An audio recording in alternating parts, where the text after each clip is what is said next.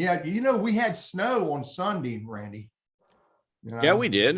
Yeah. And I still have some outside in the shady areas because I'm a shady kind of guy.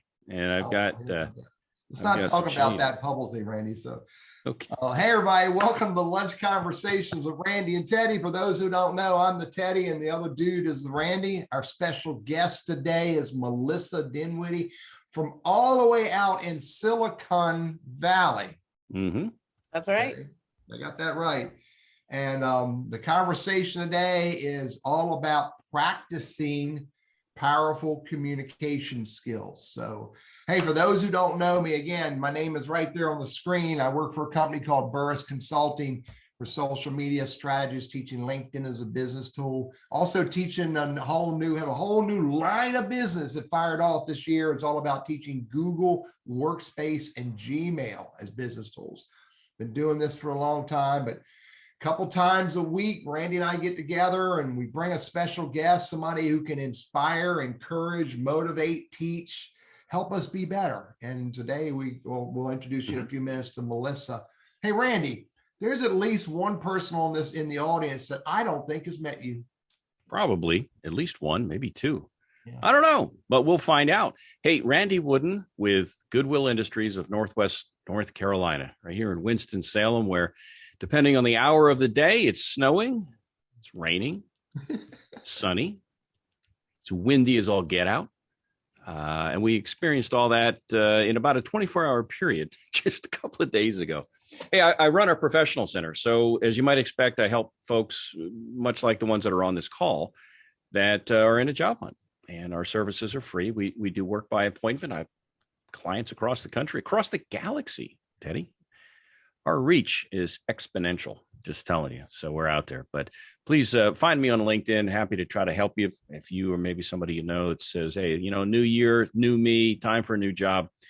I don't care what you read about in the paper and all that every company, it's still tough, especially if you're facing age issues or you're changing careers. So reach out. We're happy to try to help you. And I picked up on that, Teddy, you said you're really into the Gmail and Google, and our guest probably has some ties to the Google empire over there based on where she is. So she at least sees all those people who are walking into that big building. Yeah. The people who are reading our minds. She at least sees who they are. Hey, this is going to be a good conversation. And by the way, if you're watching and you're so inclined, we're going to have some audience participation here. So please, let us know if you'd like to take part. Also, let us know where it is you're watching from and what you're having for lunch today. Teddy, are you buying, by the way, if somebody didn't bring their lunch? I can do that, Randy. All they need to do is send me their Venmo account and I'll make it happen. I don't know. Somehow or another, I'll make something happen. Everybody gets peanut butter and jelly sandwiches. Done. Great. Well, let's get it started. Who do we have here this week, Teddy? What's going on? Everybody, welcome Melissa Dinwiddie to the conversation. She started this company. She's the CEO of I love the name of your business, Creative Sandbox Solutions. She actually has a trademark on that. And her consultancy is all about helping people with innovation and helping people grapple and get past the challenges and to grow through training and events. And Melissa and I met, I don't know, a while ago. I can't remember when it was. I can't remember who introduced us, but we'll figure that out later. But Melissa, do me a favor, help our audience know who you are a little bit more and better. Well, you bet, Teddy. So I work with innovative, people-first companies that are, as Teddy said, that are grappling with boring or non-existent virtual trainings or events. And what I do is I design creative, interactive, playful virtual experiences that attendees rave about because they learn new skills and behaviors and make deep connections while they're having fun. Whoa. Yeah, exactly, right? In other words, nice. I take the bored, B-O-R-E-D, out of virtual boardrooms. So that's what I do and what my company does. Cool. Nice. So we are allowed to have fun today because Teddy can be just a bear to work with. I'll tell you, this will be great. Yes. I'm only kidding, Ted. Trust me, I'm only kidding. I'm walking out now. Anyway, I love having fun. So let's have some fun today, man. Look, if we're not having fun, I am walking out because at the end of the day, I only have one life and I want to have fun being productive while I'm doing it. Hey, before we dive into this, Melissa, I always ask our guests the why question. I can tell you're passionate about what you do. You love what you do. What lit that fuse for you? Was it a single incident? Teddy, we have an unlimited budget, by the way, so we spare no expense. What was it that got you down your path that, kind of lit that fire? Well, Randy, here's the thing. I did not come from a corporate background. I come from an art background. I used to be a professional artist. And before that, I was a dancer. And I also have training as a jazz singer. So I have a very winding path that got me to where I am now. And what I'm really passionate about, really secret, is creativity. And I never would have guessed that. Getting people like creatively inspired. Yeah. But I previously, before I started my consultancy, I was an artist and then a creativity instigator. But what I realized, and I built up this business that was an online business, it just sort of happened. And then but I was also running creativity retreats in person. And I realized that that's really kind of where my genius zone was being in spaces with people, leading groups of people through these experiences. And I realized, well, why am I not doing more of this? And so I pivoted to build my consultancy to work with teams and groups. Mm-hmm. And as I was just getting started doing that, leadership development, team development in person, guess what happened? Yeah, the pandemic, COVID, right? Mm-hmm. Exactly. So that really shut things down. But then about a month or so into the pandemic, I looked around and realized, mostly on LinkedIn, which is where I spend a lot of my that's where I am on social media. I saw so many conversations about people really struggling with, oh my God, what do we do on Zoom? How do we do? That people just had no idea what to do. And they were trying to take their in-person, in-person meetings, in-person sessions, and cram them in to this virtual platform, which does not work. And I have a lot of experience as an improviser. I'm a performance improviser. I'm part of a huge network of people who use improv as a tool in an applied way in business settings. And we were all madly getting together and figuring out, okay, what works on Zoom, what doesn't work, how can we sort of break Zoom and make it work for our own purposes. And I thought to myself, I can help. This is a situation in which I can help people. And so I started offering beta workshops I called them non-boring virtual meetings workshops, which were very, very helpful and successful, and people loved them. And because of that, and talking about it on LinkedIn, companies like Facebook and other companies started coming to me and saying, hey, can you help us? Can you run a virtual offsite for us? Is that even possible?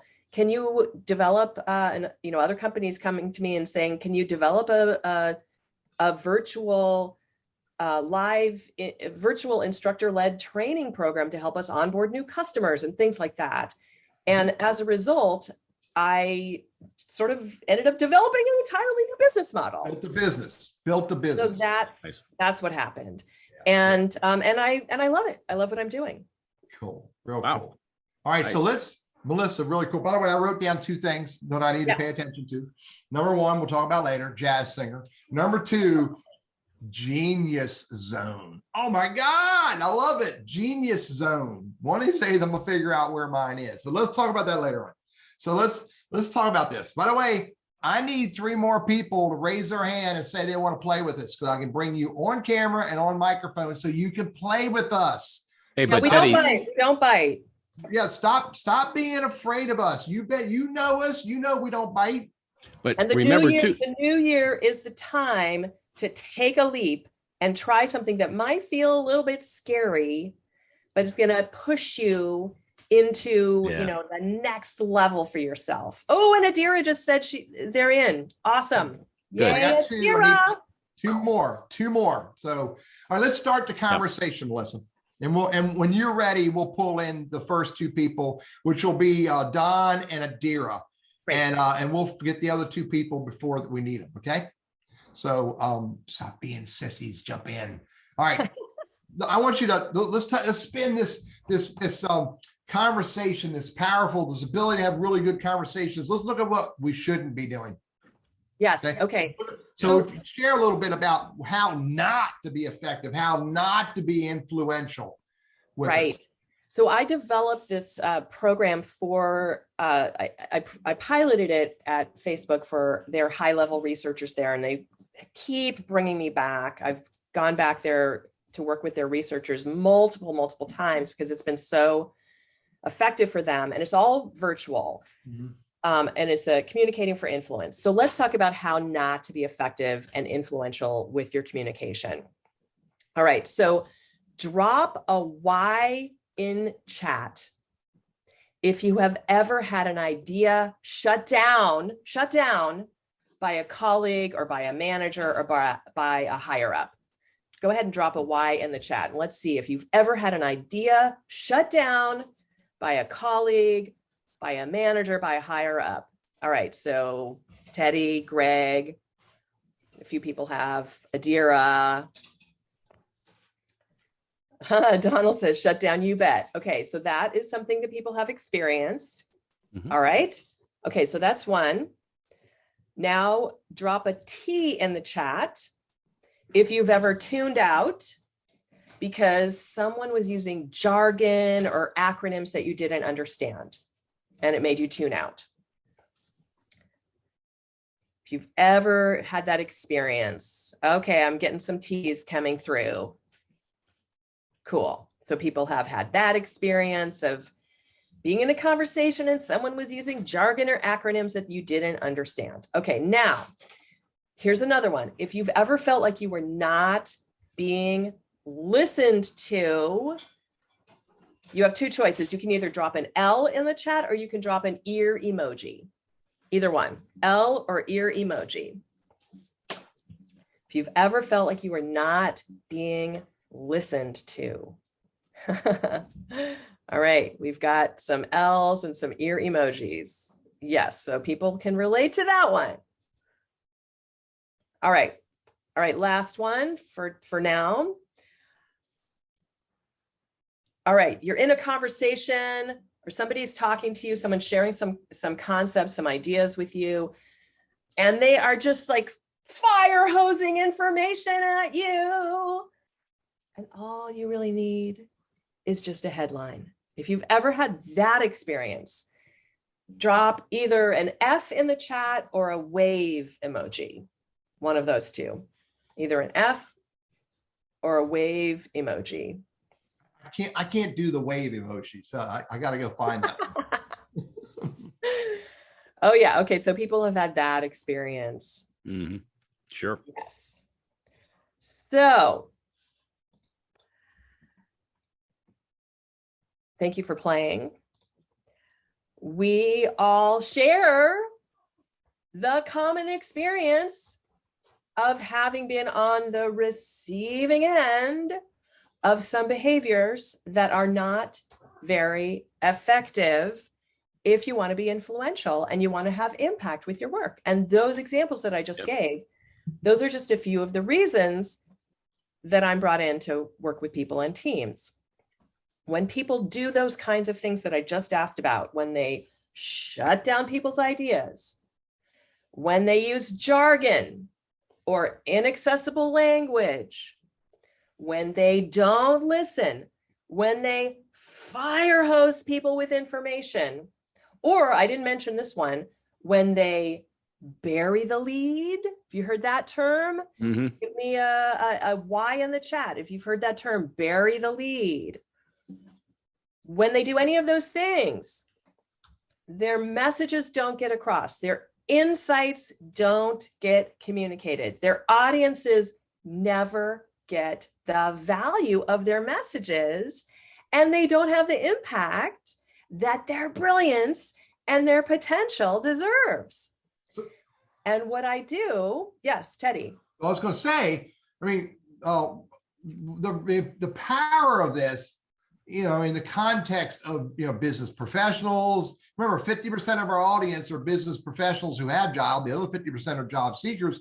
The power of being effective with your communications and not doing these things, fire hose, not listening, shutting down ideas, and burying the lead, is if in either role, you have to be better than that if you want to be effective in your conversations. Yeah. And when people ask in the interview, tell me about yourself, 10 minutes later, you're still doing this, and they forgot what the question was, and they're looking at their watch. So, yeah, again, whether this is playing well with others in the workplace or interviewing, either way, you need to be aware of how are you communicating. And I think, if I'm hearing you correctly, sort of the volume that you're trying to throw out there, it just, whether it's the fire hose piece or talking above people with his, trying to sound overly technical, when communication needs to be understood by the receiver. Yes. To be effective. Exactly. Yeah. Right. That is exactly it. Melissa, before we do the first engagement, let's talk a little bit about what fun method means. I like this whole idea. Share with the audience, what does this mean, fun method, and how does it help your clients? Yes.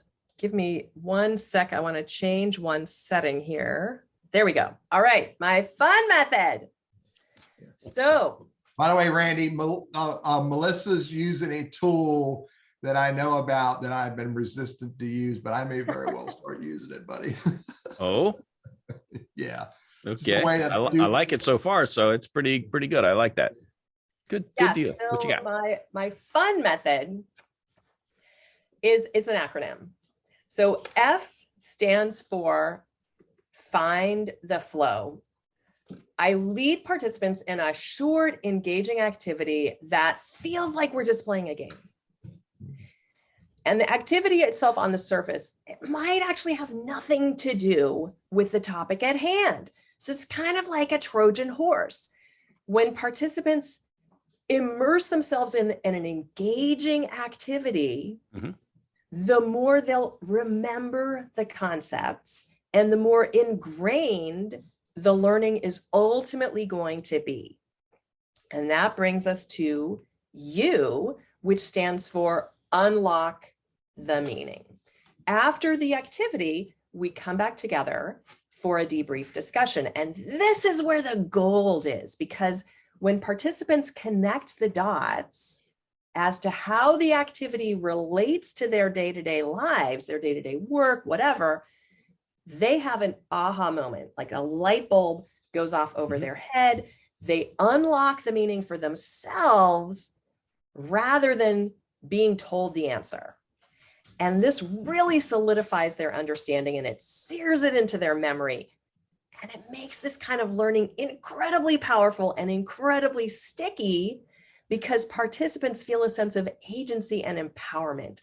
But we don't stop there, because N stands for name the change.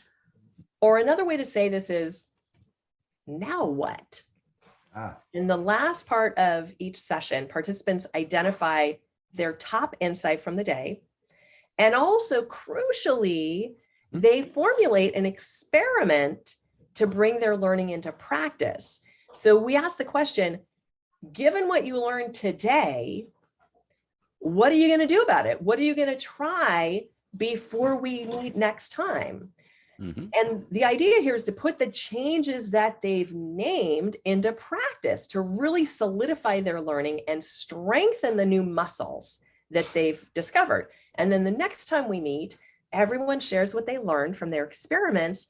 And that really deepens the impact across the team, because you get to see, oh, they tried this and they had that learning from it. And this person tried something else and they had that learning from it. So everybody learns from each other.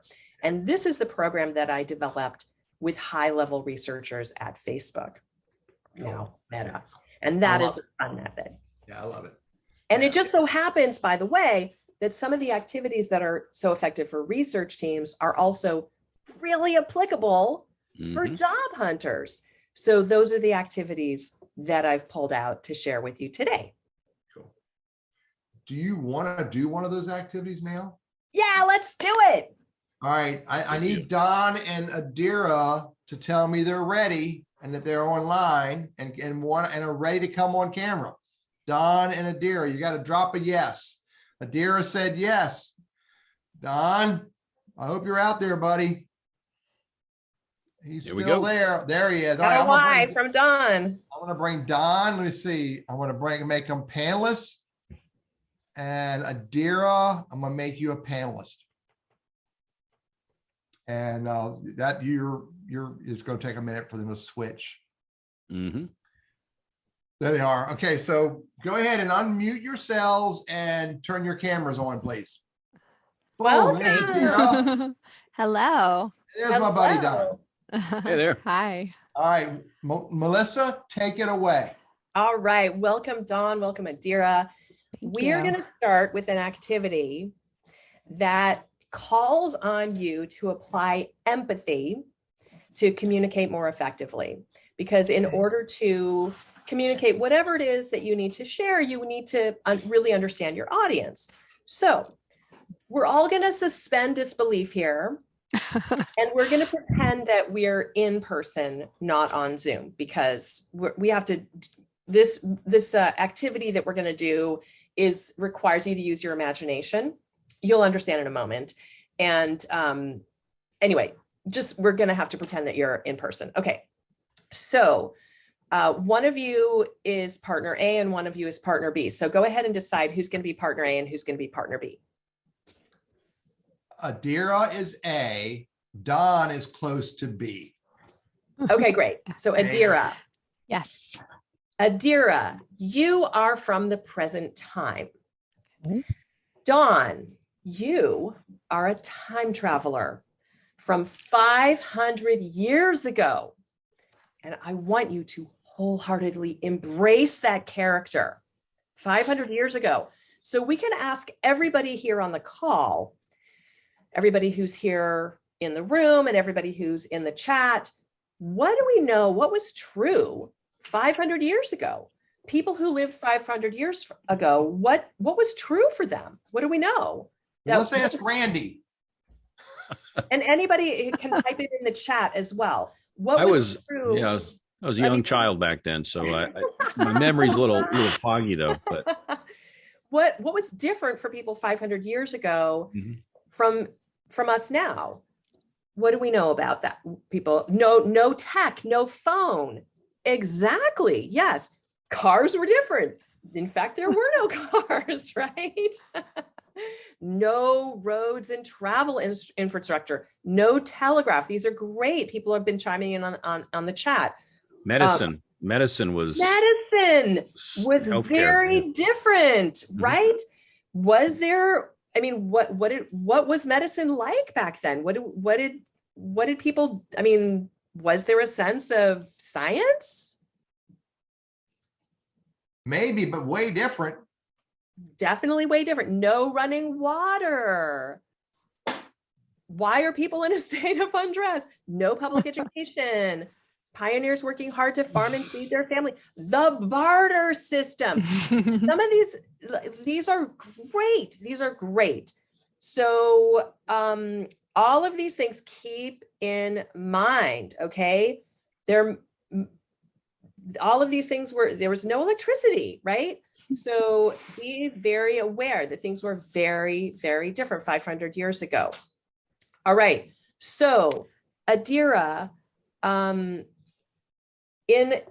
soon as I finish this intro, you are going to imagine that your cell phone starts to ring. Okay. And you are going to have to explain to Don what your cell phone is. You're going to have to explain this device to him. Now, the thing is, there is a strong likelihood that Don is going to think you're a witch. Probably. And I might be. You're going to have to convince him that you are not a witch. And let me get to my timer, because you are going to have to do this in 2 minutes. Okay. All right. So I'm setting my timer for 2 minutes, and your task is to explain your cell phone to Don and convince him that you are not a witch. And Don, you get to interact with Adira. Adira, you get to interact with Don. Okay. You have 2 minutes to explain your cell phone and convince him that you're not a witch. Ready? Yes. Okay. Hi, Don. So I know this is super hard to believe, but this device is to communicate. And what it does is it allows me or whoever is holding it to speak to somebody that is also holding a similar device. It looks like just a rectangle, and I know it's very complicated and hard to believe, but somebody else has another one. And when we're both on it, there's something that we can do to be able to speak to each other, even if we're not in the same area. We could even be hundreds of miles away, over the river and far away. So that's what a cell phone is. It's a communication device. So just like you can write a letter and mail it, and then you have to wait. What's mail? Well, a mail is like when I take a piece of parchment and my goose feather pen and I write with ink, which is probably made of charcoal, and I send a letter, and then I give it to somebody maybe who's passing by my farm, and I know that they're going to the next town, so they drop it off for me, and it says maybe that there's a wedding in a month and that they should come. It's a communication device. So just like you communicate with a letter and it takes a really long time. What's a letter? A letter is something that is sent to convey information. So maybe I use parchment or hemp paper to write a message to somebody to give them some information. Is this something you send by carrier pigeon? Or so this is when you think about your life 500 years, this is the equivalent to a carrier pigeon. That's an excellent analogy. Yes. This allows us to eliminate the carrier pigeon, and instead of having to wait All for right, the pigeon. time's up. Adira, great job. Let's give Adira a round of Zoom applause here. Thank you. Not so loud. Not so loud. Yeah. Fantastic job. Okay, Dawn. So would you condemn her to burn at the stake? I'm saying that again. Would you condemn her to burn at the stake for witchcraft? I'd be a little scared because she's 100 miles. I've never been to anything 100 miles away. I've maybe been 2 miles away. Yeah. And everything is so slow that I was trying to figure out how that carrier pigeon got off the ground. That looks like a rock that's very heavy. Right. I mean, I didn't understand the dynamics. Yes. Yeah. Excellent. Very good job of it, really wholeheartedly embracing your character. Round of applause to Dawn for such a great job of wholeheartedly embracing the character. Okay. Brilliant. Thank you. So this is hard work, right? This is really hard to figure out how to communicate to somebody from 500 years ago so that they're not going to condemn you for witchcraft. This is challenging, but good job. So here's the thing. You guys get to do it one more time. You're going to switch roles this time, but let's talk about what you don't have the benefit of when I'm in a group, like when I do this at Facebook, we've got a big group of people. And so we get to talk about like who, what worked well. right? What didn't work, Melissa? what worked well. Go ahead, Teddy. I need to break in. So we're Yeah. going to give me 1 minute. We have to do our 30-minute break. You got it. Hey, everybody, thanks for joining Lunch Conversations with Randy and Teddy. Our special guest is Melissa Dinwiddie today. And today we are bringing our audience in for the very first time to have members of our audience be participants in an engaging conversation where the topic is all about how to have practice powerful communication skills. Typically, we bring in a special guest every week to have great conversations. And our sponsors are proud of what we're doing and love having people like Melissa be on the show. Melissa, back to you. But let me hop in here real quick. We've got a couple of slots still available, I think, right, Teddy? We need two more people. Get 2 more volunteers because we're going to do another exercise. You thought this was fun. We're not quite done with this one yet, though. But when we're done, we're going to potentially do one more. So we need 2 more volunteers to step up and be prepared. There you go. That's what we need. All right, Melissa, Great. back to you. Okay, so first, before we send you out again, I want to ask Dawn, what did Adira do that raised suspicion? It seems like she made assumptions that I knew, and I was on board with her, that I knew where we were headed. I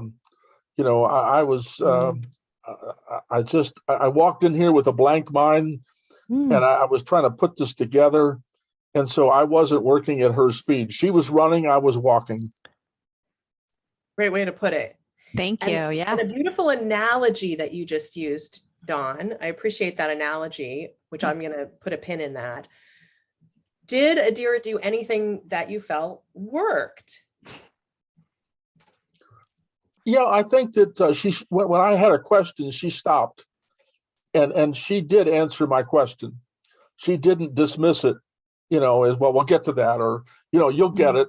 No, she stopped, and she tried to explain it in terms that I understood. Yes, great. And in the terms that you understood, I think she used an analogy, like carrier pigeon. Yeah. Yes. And she talked about a wedding, like an event. So, I'm starting to fill in the blanks. Yes. And I want to applaud Adira, give you a fist bump for that. You did a really great job of just what Dawn said. You stopped and you listened, and you really made an effort to find common ground and find an analogy that would make sense to him. So excellent work there. This is what we're going for. You, anytime you're working with an audience, you it behooves you to find common ground with them. What is going to make sense to them? Even if it's like, what makes sense to you, but that's not necessarily what's going to speak to them and resonate with them, right? And we're in such an extreme case here with somebody from 500 years ago. It's insane, right?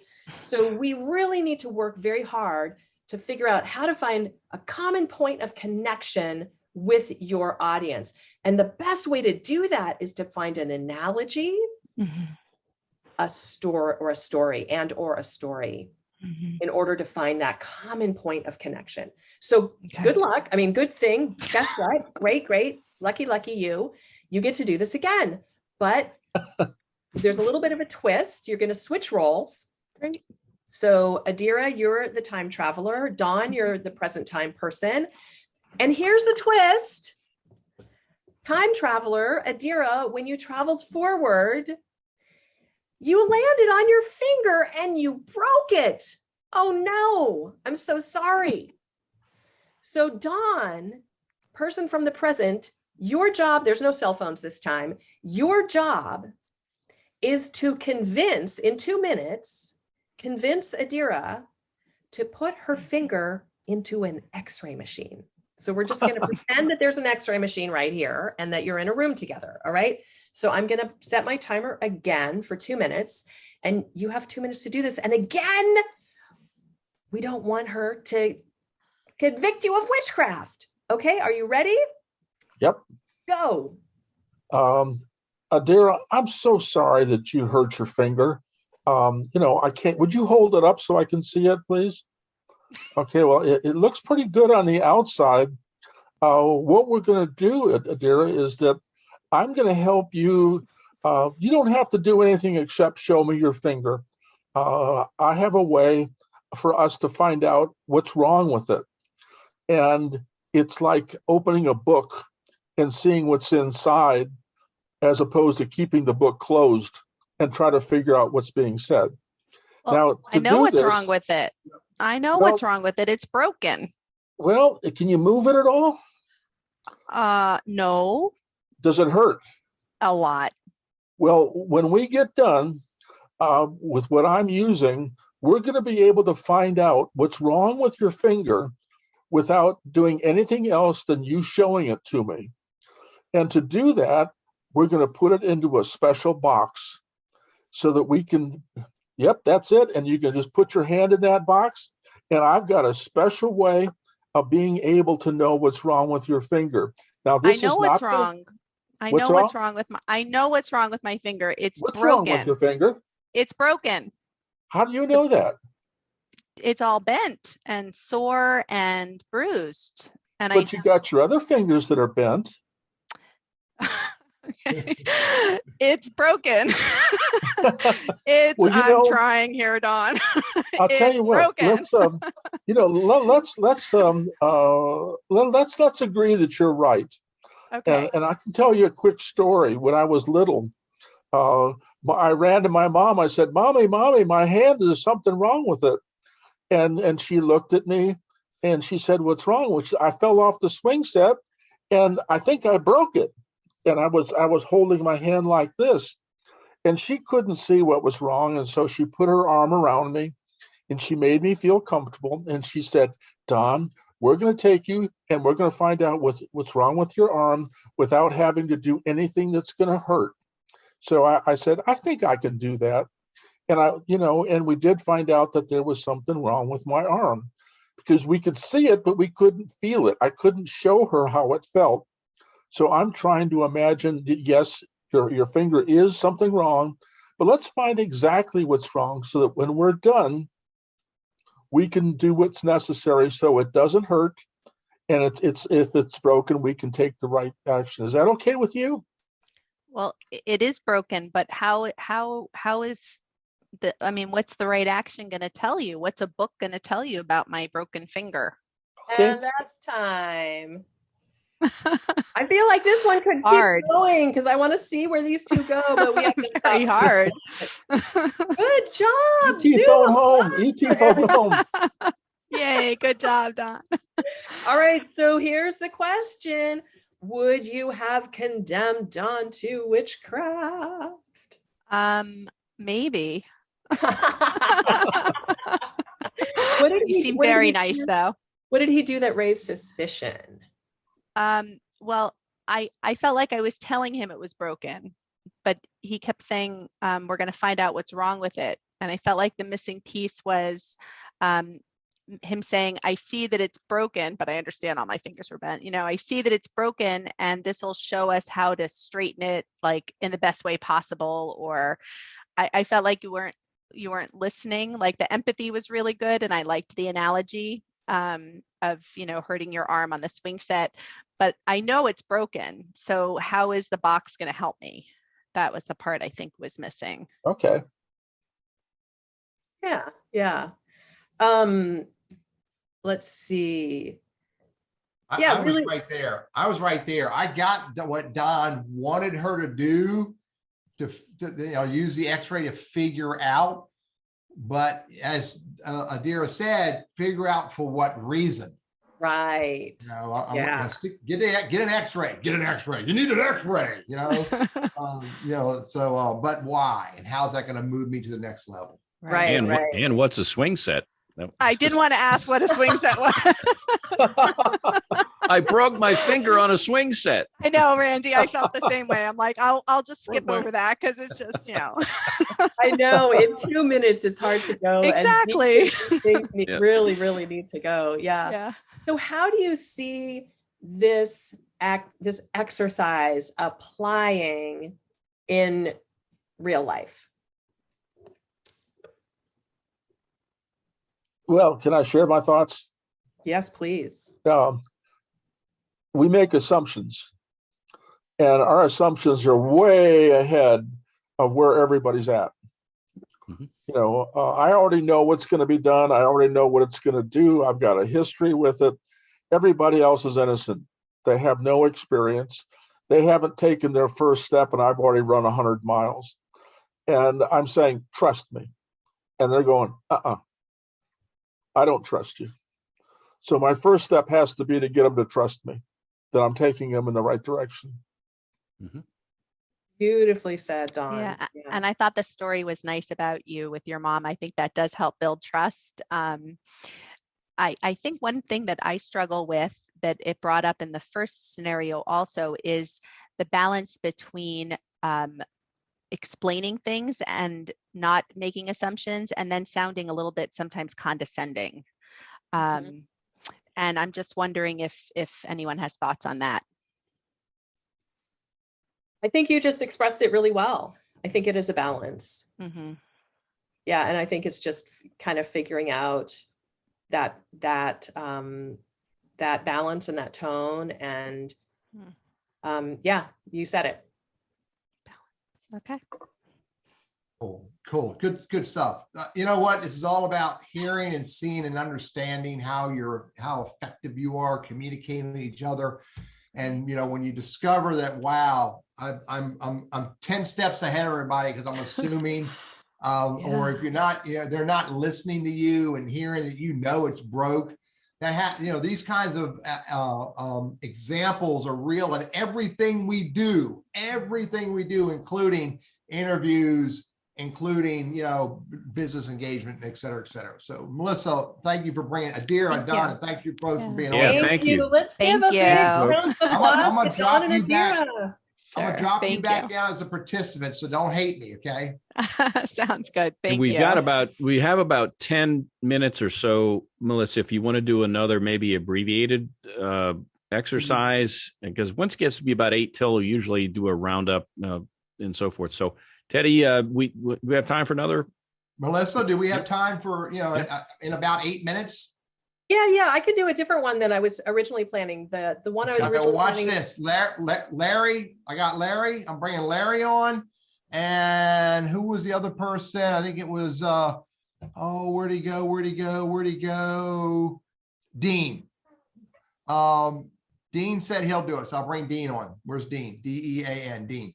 So, boom. Larry, good to meet you, buddy. Hey, Larry. Larry, where do you hang out? Wake Forest, North Carolina. Oh, that's over the hill, over yonder. It is over the hill. Yeah, we'll meet Melissa. Hi, Larry. Hi, Melissa. Good to meet you. I think Dean is Can heading. you guys hear me and see me? Yeah, no, there you go, Dean. Let's see if your camera comes up. It's black. There you are, Dean. Welcome to the party. All right, Melissa. You finally know what I look like, huh? Thank you. Meet Dean and Larry. So much for the witness protection program, huh? Yeah, I know. So, Dean, back off the camera a little bit. There you go. You're good right there, buddy. It's all yours, Melissa. Hi, Dean. Hello. All right. So let's do an activity that's really all about listening. It's called Thank You Because. And for this one, we want to find some kind of something that you two, a low stakes topic that you two disagree on. So it could be like toilet paper roll over or under, or toothpaste tube, squeeze it from the middle or squeeze it from the bottom, or Star Trek versus Star Wars, one of those. So if you have feelings about one of those, that would be great. Or cats versus dogs as a pet, something like that. Star Trek or is it Star Wars? Because I was gonna do that for table topic one day. So which Are you a Star Trek person or are you I'm a a Star Trekkie. Wars person, Dan? You're I'm a Trekkie? I don't know what Larry is. More of a Trekkie than a Star Wars. Okay, that's not going to work. You have to have conflicting opinions. Okay. Yeah. Can we use college sports?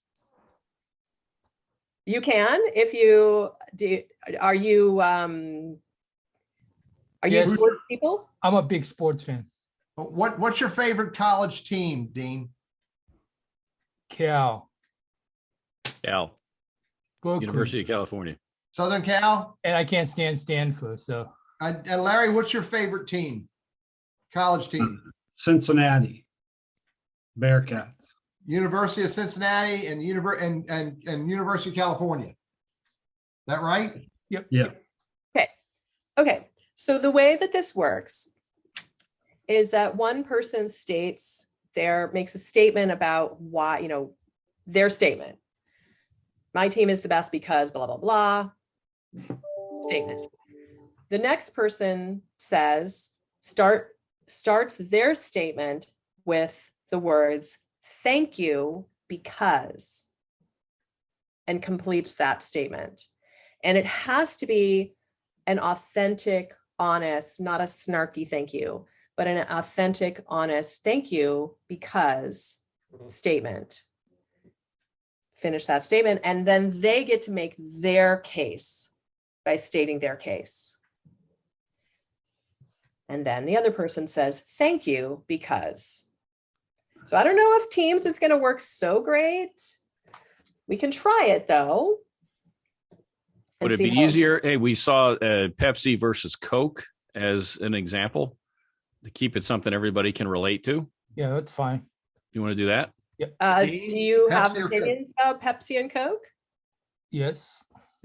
Dean, Coke. what's your favorite? Pepsi or Coke? Well, I like both. I don't care. No, give me a Coke. favorite, Dean. Coke. You actually have to have an opinion in order. Larry, for what's your this to favorite? work. Please say Coke. Pepsi. No, Coke. Two Yeah. Coke guys, so it doesn't work. So Okay, so we here's the thing. We have to find a topic that you each actually has an opinion on, and they have to But- be opposite opinions. Just real quick, toilet paper, over, under. Come on, what you got? Over. I don't even know what under means, but I guess under.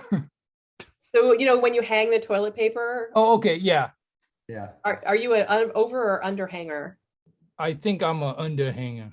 Okay, let's do that one. Okay, All right, great. and Dean, back up off the camera a little bit. Okay. So we got your face, buddy. We want to see your smile. Okay. Thank you. All right. Thank you. Go ahead, Melissa. Okay, so Larry, why don't you start? So you'll make your case of why why it's better to hang the toilet paper over. Over. Yes. Thank you. I insist that the toilet paper be hung over the top of the roll so that it's easy to find the end of the roll. It's hanging towards the outside of the cabinet or the wall, wherever the toilet paper is hanging from. And I think that makes it much easier to find. Thank you, Larry. For me, it doesn't really And you say, matter. hang on just one second, Dean. I didn't explain it well enough. So what you would do next now is say, thank you because. Okay. Thank you because I'm visually impaired, so it doesn't really matter to me if the toilet paper is over or under, as long as I get to use it and I'm become clean. So now you would state why toilet paper under is better. So toilet paper under is better because for me, it's easier to grab it, and also it's easier to put it on my little hole on my room, on my bathroom. Thank you. Thank you, Dean, because you shared why it was important to you to hang it under, and for reasons I had never thought about. So I appreciate that. I still like to hang over the top, and but I appreciate your insights, and I appreciate your insights. Thank you, Larry.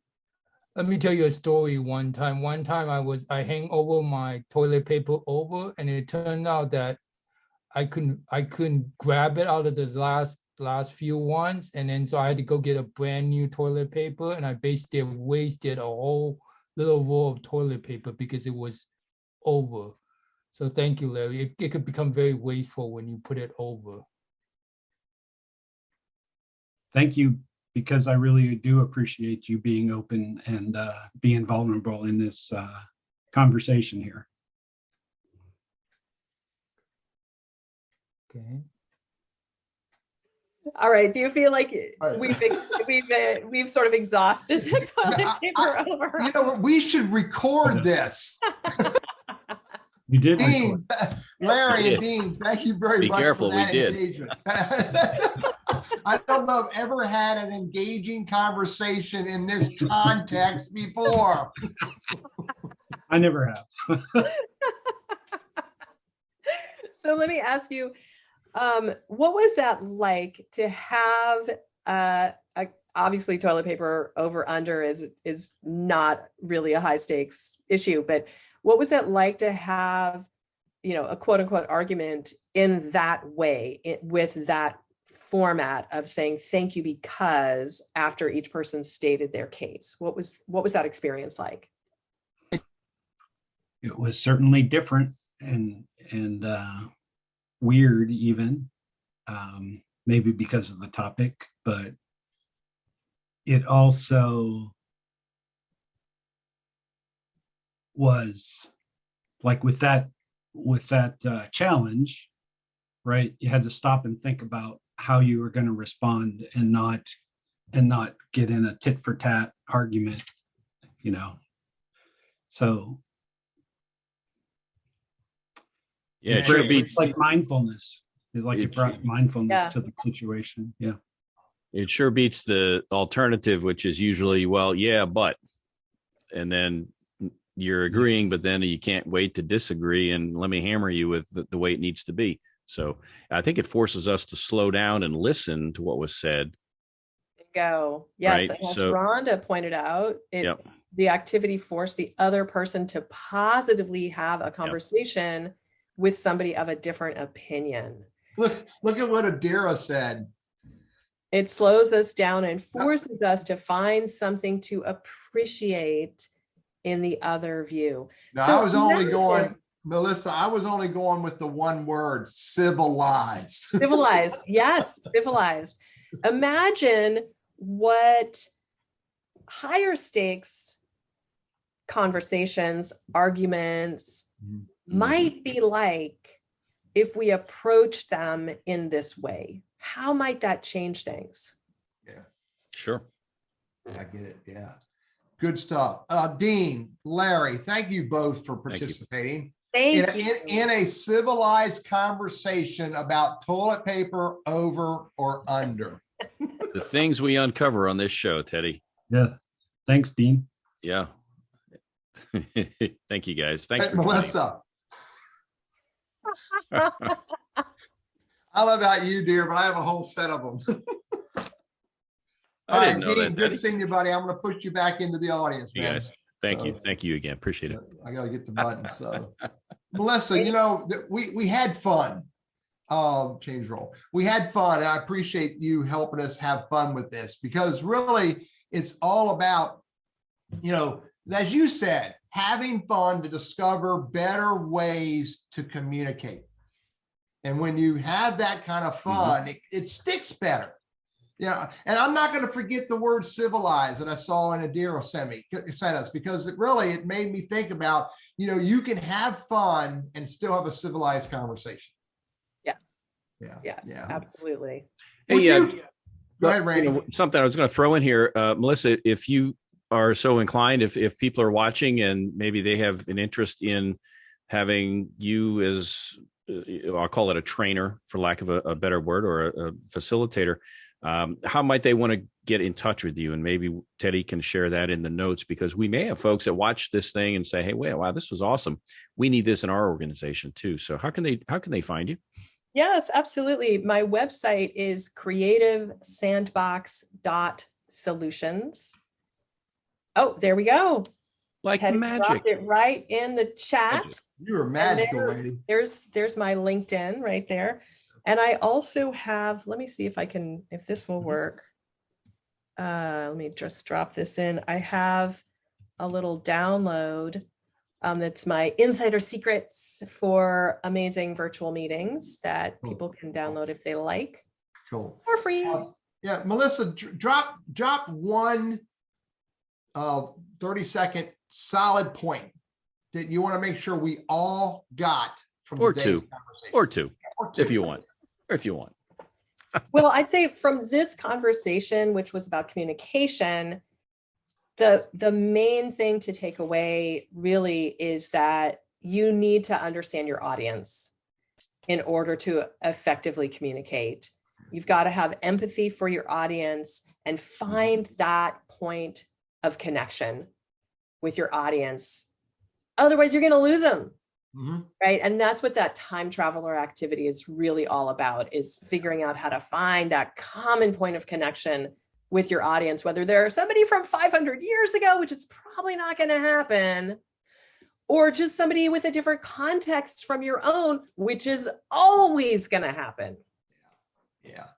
And that audience could be one person. Right. It could be your spouse or significant other.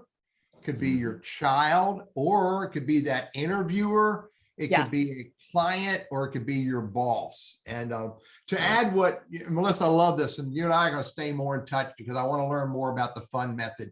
But what I was listening to and experiencing in this engagement was, and this is my story, Randy. So be prepared for yours, buddy. What I was listening to and getting from this is what I studied. This old dead guy. I studied this old dead guy, and I still study him today. His name is Dale Carnegie. And you know, Dale doesn't come at it from your perspective. He's a little bit more black and white, blunt, maybe a little less fun, even though there's some fun stuff about Dale Carnegie. But one of the first things that Dale Carnegie teaches: don't criticize, condemn, or complain. If someone else has a different idea than you have, there's nothing wrong with that. You've got to find how you can pull these two ideas into some commonality and solve your problems together. So, yeah, Melissa, thanks a lot for joining us today. I really appreciate it. A lot of fun. Thank you for having me. This has been so fun. Hang around. We've got a couple minutes left. Yeah, I had a quick story for you, I suppose, and it deals with the 5 generations in the workplace. We're seeing that for the first time in history, and I think I read somewhere or heard somewhere that over the next umpteen years we could have 7. You know, as people live longer, and we may have 7 generations in the workplace. I hope I'm not around to see that, because I won't know where the toilet paper is by that time. But in all seriousness, when you've got 5 generations, they're all motivated somewhat differently. They have different wants and needs. And to take, let's say, a boomer like me and pairing them with a Gen Z person who, the native, what do you call digital natives, and they're talking up here about technology because it's just, that's how they are. And that's how they, and I'm going, huh? Yeah. What? Now, I hope that I'm up to speed with what I need to do my work, but it's not second nature for me. And so how we communicate is important. And I think a key point is how it's received. Is it received in the way that we intend it? And sometimes that's slowing down and saying thank you because helps us to really focus and listen to what's being said. And while we may not always agree or even sometimes totally understand it the first time, I think it's important for the speaker to know that people are trying to understand them versus tuning them out. And we can tell when we've been tuned out. Absolutely. and it hurts. And so anyway, I'll leave it at that. We've only got just a short time. Teddy, I know we've got a guest coming up next week. It's going to be really cool. So, hey, next week we have Kia Duggins, and the conversation is going to be about courage in your career. So on the 12th, Kia Duggins is going to join us and talk about courage. And I think this is going to be a really good conversation. Kia and I have talked about it a little bit, because I think that is something that we don't use appropriately. And we don't really think we have, and we really do have it if we're willing to harness it and help us in our lives, our careers, and our businesses. Melissa, again, thank you very Melissa. much. Really This was fun. appreciate you joining We had a us. good And, time. yeah, we ought to do this more often, Randy. Yeah, I hope And you'll come record back. it. I hope you'll Yeah. come back and we can play some more games. This was fun. Thank you, Melissa. We appreciate you coming by and Teddy, another great week, and we're approaching show 100 coming up in not too long a time from now. So 8 or 9 more shows, man. So we'll figure out a way to celebrate. And also, just real quick, if you're watching, even if watching a recording, but you know somebody who you think might have some great content that would like to be on the show, put us in touch with them. We're happy to talk to them.